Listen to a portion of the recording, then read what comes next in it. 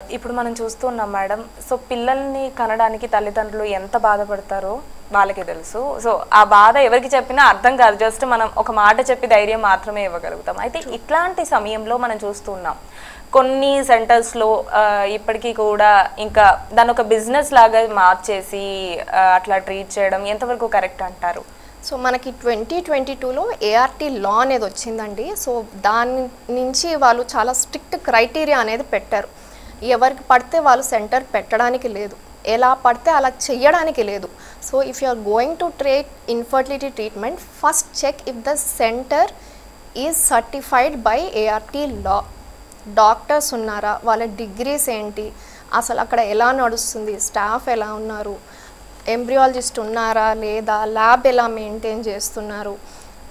అంటే ఇప్పటివరకు మనం అసలు ఇలాంటివి మీరు చెప్తున్న ఇన్సిడెంట్ గురించి నాకు అర్థమైంది. But this is a shock to I think everybody. అసలు ఇలాంటి విషయం అనేది ఉంటుందా, ఇలా చెయ్యగలరా, ఏదో థ్రిల్లర్ మలయాళం చూసినట్టు. యా, సో ఇట్లాంటివి ఎక్కడో రేర్గా అవుతాయి. కానీ ఎవరో అక్కడ ఎవరో క్రిమినల్ మైండ్తో చేసిన క్రిమినల్ యాక్టివిటీకి I don't think you should think that అందరు అలా చేస్తారు అంటే ఎవరు చేయలేరండి. It is very scary thing to do. అంటే 10 ఏళ్ళు చదువుకొని 10 ఏళ్ళు ఎక్స్పీరియన్స్ చేసి వాళ్ళెవరికో పిల్లల్ని ఇవ్వడం కోసము డిగ్రీ పోగొట్టుకొని పేరు పోగొట్టుకొని ఫ్యామిలీ మొత్తం పరువు తీసి who will do that? Nobody will do that.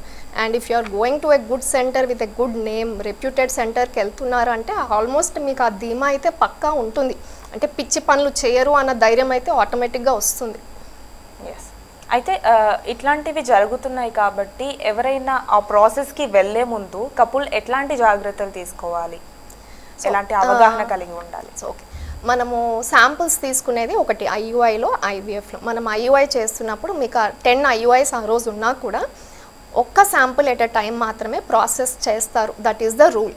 ఆ శాంపుల్ ప్రాసెసింగ్ అయిపోయాక ఆ ట్యూబ్ మీద లేబుల్ చేస్తారు. ఆ ట్యూబ్ మళ్ళీ వైఫ్కి ఇంజెక్ట్ చేసే ముందు క్రాస్ చెక్ చేసుకోమని చెప్తారు. వైఫ్ పేరు, హస్బెండ్ పేరు ఉంటుంది అందులో. ఇది ఐయుఐ. ఐవీఎఫ్కి వెళ్ళినప్పుడు ఈచ్ అండ్ ఎవ్రీథింగ్, ఒక పేషెంట్ వచ్చి అడ్మిట్ అయినప్పుడు every tube, every dish, cryotop, everything is labelled with their names along with their initials.